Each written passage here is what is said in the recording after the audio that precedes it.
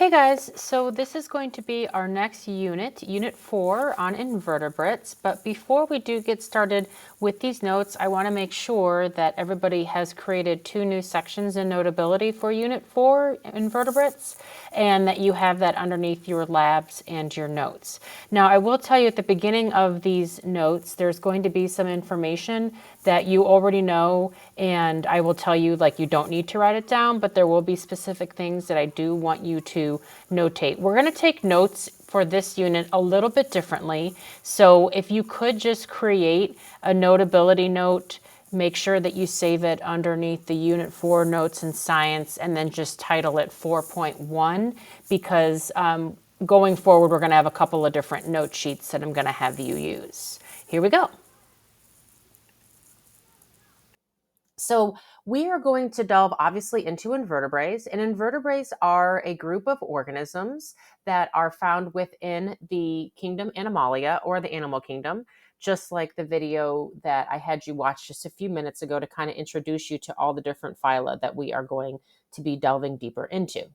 Now, the animal kingdom, we know these general characteristics already, but I just want to make sure that when we're talking about all of the organisms for this unit, they have these criteria. Because remember, according to classification and the science of taxonomy, that organisms are grouped according to similar characteristics. So all the organisms must share the following characteristics. They must all be eukaryotic. Remember, we're talking about the domain eukarya. So not only do they have organelles in their cell, but they also do have nuclei.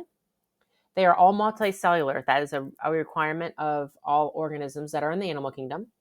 And they are heterotrophic. We know this. They rely on other organisms for food.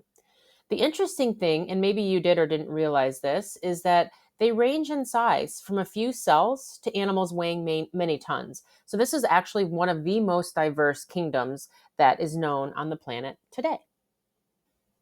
So this diagram is just a way to show you like the 2 larger groupings of organisms in the kingdom Animalia. I don't think you necessarily need to write this chart down, so I don't view that as being relevant or important, because for the invertebrates, we're actually going to explore each one of those phyla individually. So it's not important that you know them all at this moment. You will, by the end of this unit, understand the organisms and the characteristics that fall underneath each of these phyla. However, the one thing that I would like you to notate and add to your notes is that over 90% of the animal kingdom are invertebrates. So out of 100% of organisms that are found, there's only 10% that are not invertebrates. Now, most of these are insects, but it is important to realize that the vast majority of our kingdom is not made up of organisms that have a spinal column like vertebrates, but mostly are invertebrates. So all of this is pretty much just a review, but I wanted to make sure that we were all on the same page in terms of what it took to be, once again, an organism in the animal kingdom. The next thing that we're going to discuss is symmetry. Now, you may have discussed symmetry in math, particularly if you were looking at some like geometric shapes and whatnot. And the premise is going to be pretty much the same as it was in math. We're just going to apply it to organisms and their body plans. So most animals, emphasis on most, I'm going to say most because in a minute, you're going to be like, wait a minute. Most animals have some sort of symmetry.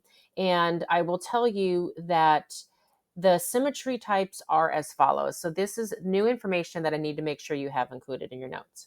So there is radial symmetry, radial like a circle. There was bilateral symmetry. Remember that prefix bi meaning 2 once again. So since it's bilateral symmetry, that means that there's 2 halves there's 2 sides rather that can be divided in half evenly, like a person. So if I were to draw a line of symmetry down the middle of a human, you'd see an eye on each side, you'd see a nostril on each side, you'd see arms on both sides, legs, so forth. You get it. Now, the only thing is also too, there's things that are not symmetrical, and we refer to those as asymmetrical. So the first phyla we'll get into very soon, not today, but the first phyla we're going to get into are sponges, or organisms from the phylum Porifera, and they are asymmetrical. So if an organism does not have symmetry, we call it to be asymmetrical. So lastly, the things that you may just want to do is quickly sketch or diagram the pictures that I share with you. So radial symmetry basically means that no matter which way you turn it, if I were to draw a line of symmetry, I would have very similar, if not identical portions. So if I were to draw a line down this diagonal on this organism, I'd have equal halves. If I were to draw a line down the center, I'd have equal halves. If I were to draw a line horizontally, I'd have equal halves. So that's what's referred to as radial symmetry. Bilateral symmetry, like I said, is where there's two sides that can be divided evenly. So you can see on this fish, you have the eye here, half of the mouth, half of the mouth. You know, they'll have fins on both sides. So that's referred to as bilateral symmetry. And last, like I mentioned, this is asymmetrical. This is a sea sponge. It actually does not have any symmetry. No matter which way I were to draw a line, there would not be two equal or very similar parts. This concludes the 3.1 video notes. So just make sure you have maybe some rough sketches of these different types of symmetry or lack thereof symmetry. And we will start our next phylum very soon.